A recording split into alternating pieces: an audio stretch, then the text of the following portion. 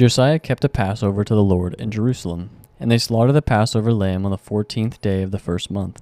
He appointed the priests to their offices and encouraged them in the service of the house of the Lord. And he said to the Levites who taught all Israel and who were holy to the Lord, "Put the holy ark in the house that Solomon the son of David, king of Israel, built. You need not carry it on your shoulders.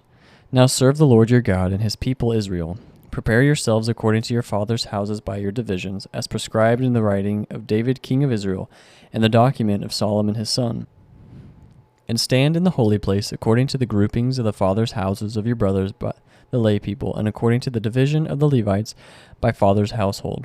And slaughter the Passover lamb, and consecrate yourselves, and prepare for your brothers to do according to the word of the Lord by Moses."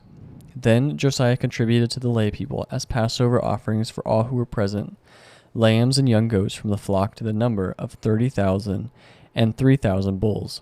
And these were from the king's possessions. And his officials contributed willingly to the people, to the priests and to the Levites, Hilkiah, Zechariah, Jehiel, the chief officers of the house of God, gave to the priests for the Passover offerings 2,600 Passover lambs and 300 bulls. Conaniah also, and Shemaiah and Nathaniel his brothers, and Hashabiah and Jael and Jozabad, the chiefs of the Levites, gave to the Levites for the Passover offerings 5,000 lambs and young goats and 500 bulls. When the service had been prepared for, the priests stood in their place and the Levites in their divisions, according to the king's command. And they slaughtered the Passover lamb, and the priests threw the blood that they received from them while the Levites flayed the sacrifices. And they set aside the burnt offerings that they might distribute them according to the groupings of the fathers' houses of the lay people, to offer to the Lord, as it is written in the book of Moses. And so they did with the bulls. And they roasted the Passover lamb with fire according to the rule. And they boiled the holy offerings in pots, in cauldrons, and in pans, and carried them quickly to all the lay people. And afterward they prepared for themselves and for the priests, because the priests, the sons of Aaron, were offering the burnt offerings and the fat parts until night. So the Levites prepared for themselves and for the priests, the sons of Aaron. The singers, the sons of Asaph, were in their place according to the command of David, and Asaph and Heman, and Jeduthun the king's seer, and the gatekeepers were at each gate.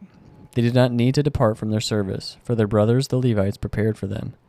So all the service of the Lord was prepared that day, to keep the Passover and to offer burnt offerings on the altar of the Lord, according to the command of King Josiah. And the people of Israel who were present kept the Passover at that time, and the feast of unleavened bread 7 days. No Passover like it had been kept in Israel since the days of Samuel the prophet.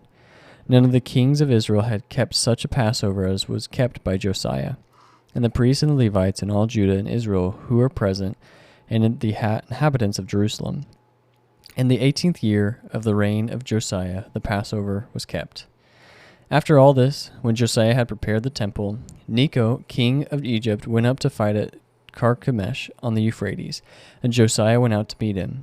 But he sent envoys to him, saying, "What have we to do with each other, king of Judah? I am not coming against you this day, but against the house with which I am at war. And God has commanded me to hurry. Seize opposing God, who is with me, lest he destroy you." Nevertheless, Josiah did not turn away from him, but disguised himself in order to fight with him. He did not listen to the words of Necho from the mouth of God, but came to fight in the plain of Megiddo. And the archers shot King Josiah. And the king said to his servants, "Take me away, for I am badly wounded." So his servants took him out of the chariot and carried him in his second chariot and brought him to Jerusalem. And he died and was buried in the tombs of his fathers.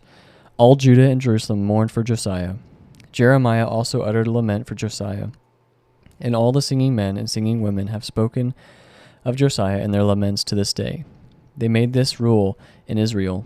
Behold, they are written in the laments. Now, the rest of the acts of Josiah and his good deeds, according to what is written in the law of the Lord, and his acts, first and last, behold, they are written in the book of the kings of Israel and Judah.